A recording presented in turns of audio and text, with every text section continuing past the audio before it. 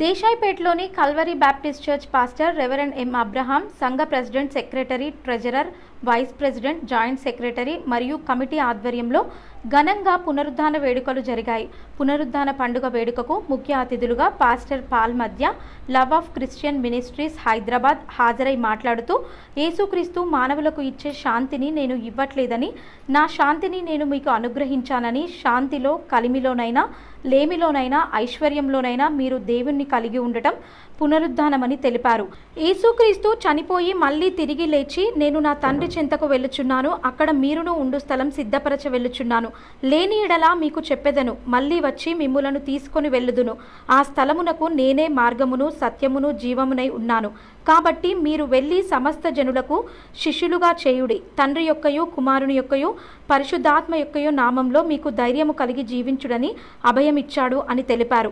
ఈ కార్యక్రమంలో స్థానిక సంఘ కాపరి pastor reverend M Abraham, president P Yesupadam, secretary Kothuru Yakender, treasurer Karunakar, vice president J B Isaac, joint secretary L Sukeerthi మరియు సంఘ కమిటీ, యువజన సమాజం, స్త్రీల సమాజం, సండే స్కూల్ అన్ని విభాగాల వారు పాల్గొన్నారు. ప్రియమైన దేవుని బిడ్డలారా, పునరుద్ధరణైన యేసుక్రీస్తు యొక్క ప్రాముఖ్యమైన ఉద్దేశం మనకు నెమ్మది కలిగించాలనేది ఆయన ఆలోచన.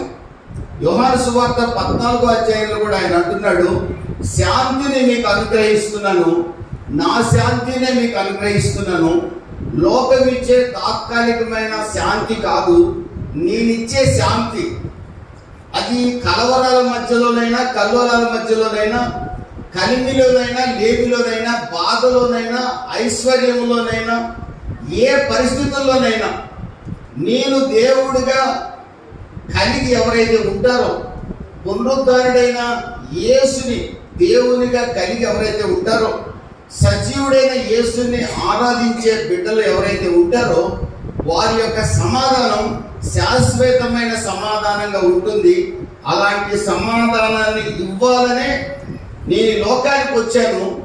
మానవాళి పాప పరిహారార్థమై శిలువలో అమూల్యమైన రక్తాన్ని చిందించాను, మరణించి పాతి పెట్టబడి మరణాన్ని జయించి తిరిగి లేచాను, శిష్యులారా మీకు సమాధానం కలుగును గాక అంటున్నాడు. ఈ రోజున ఈ పునరుద్ధాన ఆరాధనలో కూడి ఉన్న మనతో ఆయన అంటున్న మాట, మీకు సమాధానం కలుగును గాక, దేవునికి స్తోత్రం కలుగును గాక. యొక్క ముగింపు యేసుక్రీస్తు యొక్క పునరుద్ధానం. యేసుక్రీస్తు యొక్క పునరుద్ధానం లేకుండా క్రైస్తవ్యం లేదు. ఈ రోజున అనేక మతాలు మృతమైన పరిస్థితుల మీద కట్టబడక, క్రైస్తవ్యం మాత్రం సజీవుడైన దేవుని మీద కట్టబడింది. దేవునికి మహిమ కలుగును కాక.